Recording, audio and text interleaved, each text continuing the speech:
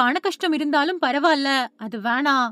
₹1,00,00,000 தூக்கி எறிஞ்ச அஜித். நடிகர் அஜித் குமார் பத்தின சுவாரஸ்யமான சம்பவம் ஒண்ணு தெரிய வந்திருக்கு.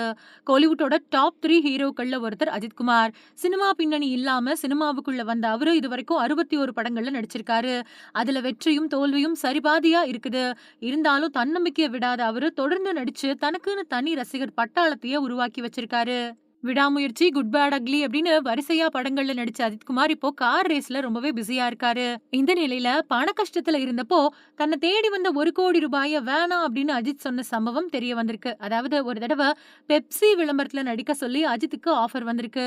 அதுல நடிச்சா ₹1,00,00,000 சம்பளம் அப்படின்னும் அவர்கிட்ட சொல்லப்பட்டிருக்கு. அந்த சமயத்துல அஜித் கடுமையான பண கஷ்டத்துல இருந்தாராம். இருந்தாலும் தான் பெப்சி விளம்பரத்துல நடிச்சா அதை பார்த்து ரசிகர்களும் பெப்சியை குடிப்பாங்க அப்படின்னு முடிவெடுத்து தன்னால நடிக்க முடியாது அப்படின்னு சொல்லிட்டாராம். இத பத்திரிகையாளர் வி.கே. சுந்தர் ஒரு பேட்டியில பகிர்ந்துகிட்டாரு.